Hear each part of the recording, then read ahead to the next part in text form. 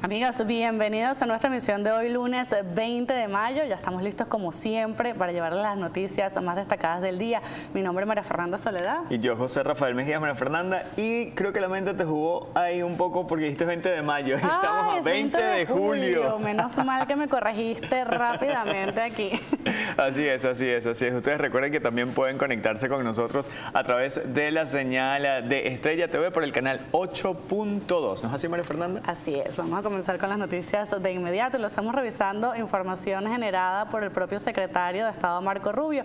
Y es que el secretario Rubio anunció que el 1 de agosto comenzará la fase que su administración define como el inicio de la transición hacia la democracia en Venezuela.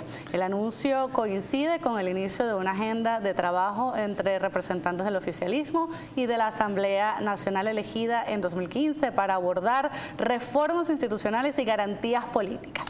Así es, y es que según lo expuesto, esta nueva etapa estaría enfocada en el fortalecimiento de las instituciones, la reorganización del sistema electoral y la preparación de condiciones para eventuales elecciones democráticas. El gobierno de Donald Trump ha respaldado públicamente este proceso como parte de su estrategia para la reconstrucción política de Venezuela. Vamos a desarrollar inmediatamente esta información publicada, allí la estamos viendo a través del portal de Informe Orwell. Aunque el anuncio ha generado expectativas, hasta el momento no se han divulgado los detalles completos del cronograma ni de las medidas específicas que comenzarán a implementarse a partir del 1 de agosto. El proceso contempla, entre otros aspectos, la renovación de instituciones claves, el establecimiento de garantías para la participación de políticas de reconstrucción en un marco que permita avanzar hacia una normalización democrática. El pronunciamiento de Marco Rubio se produce en medio de una mayor participación diplomática de Washington en los asuntos venezolanos tras meses de ayuda humanitaria y contactos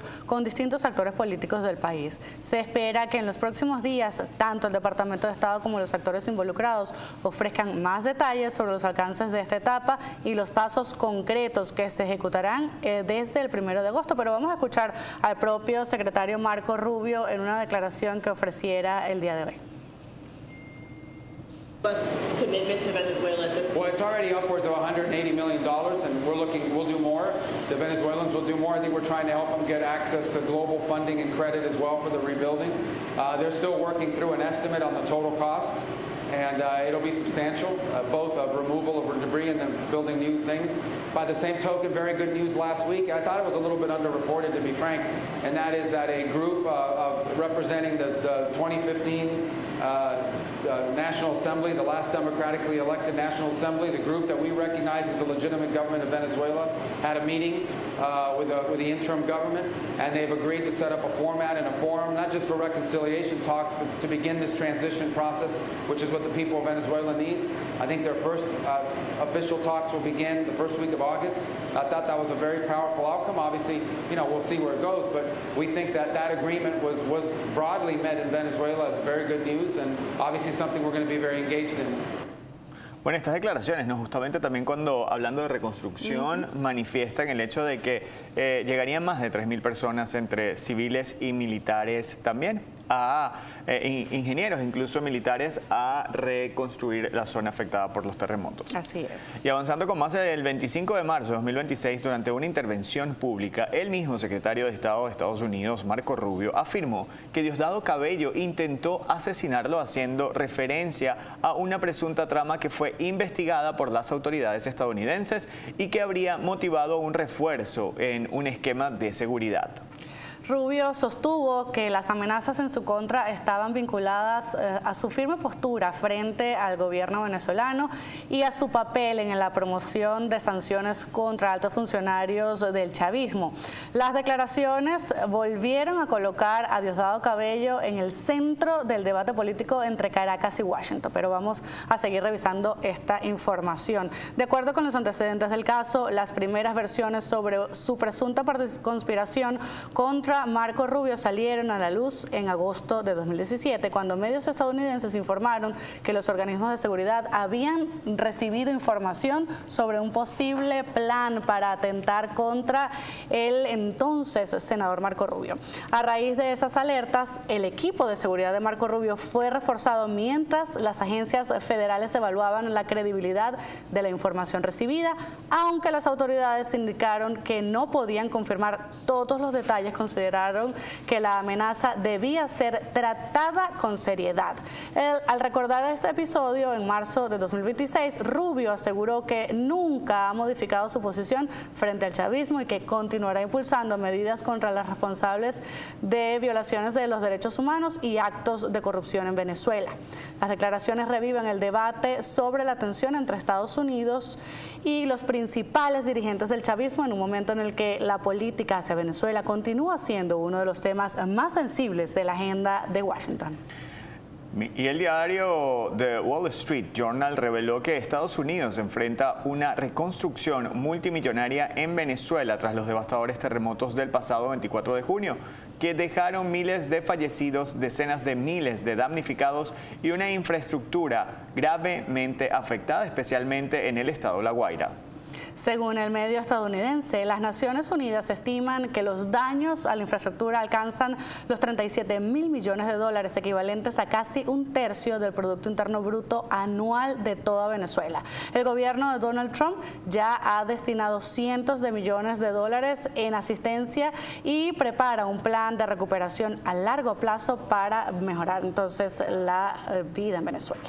Parte de lo que dice esta publicación, el reportaje destaca que más de 69.000 edificios resultaron dañados o destruidos en las zonas más afectadas, mientras miles de familias continúan viviendo en refugios temporales o en espacios improvisados a la espera de una solución habitacional. The Wall Street Journal advierte que la reconstrucción no solo implica levantar nuevas viviendas, sino que también restablecer carreteras, puentes, redes eléctricas, servicios de agua, toda la infraestructura necesaria para garantizar la recuperación económica del país. El medio también señala que la tragedia dejó en evidencia las fallas estructurales de numerosas construcciones levantadas durante años, lo que obligará a realizar evaluaciones técnicas y aplicar nuevos estándares de ingeniería para reducir el riesgo ante futuros desastres naturales. Mientras avanzan las labores de emergencia, expertos advierten que la reconstrucción de Venezuela podría convertirse en uno de los mayores retos humanitarios, logísticos y financieros que ha enfrentado la región en las últimas décadas. Bueno, seguimos revisando otras informaciones. El abogado constitucionalista Jesús María Casal afirmó que la renovación del Tribunal Supremo de Justicia y del Consejo Nacional Electoral representa uno de los pasos más importantes para recuperar la institucionalidad en Venezuela en el marco de la nueva agenda de trabajo entre la Asamblea Nacional de 2015 y el oficialismo.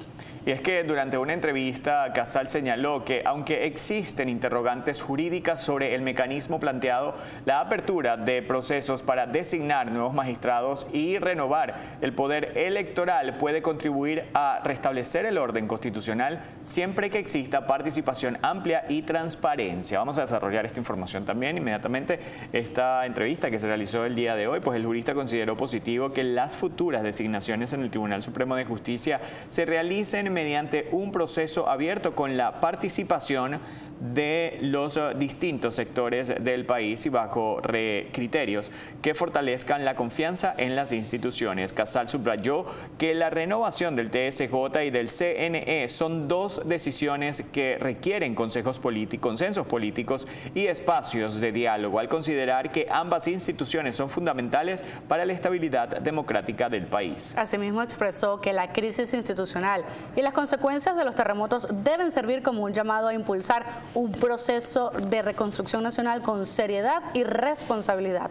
Las declaraciones de Jesús María Casal se producen en medio del reinicio de las negociaciones políticas entre representantes del oficialismo y la Asamblea Nacional de 2015, un proceso que busca abordar la reforma de las instituciones y las garantías electorales en Venezuela. Bueno, mucha expectativa entonces en torno a lo que se genera en torno a estas decisiones entre el TSJ y el CNE y también lo que se podría estar esperando para el 1 de agosto o a partir del 1 de agosto por parte del secretario de Estado de los Estados Unidos. Así es, vamos a ver entonces cuál será el reflejo de estas reuniones. Nosotros vamos a hacer nuestra primera pausa. En la próxima parte seguimos con mucho más.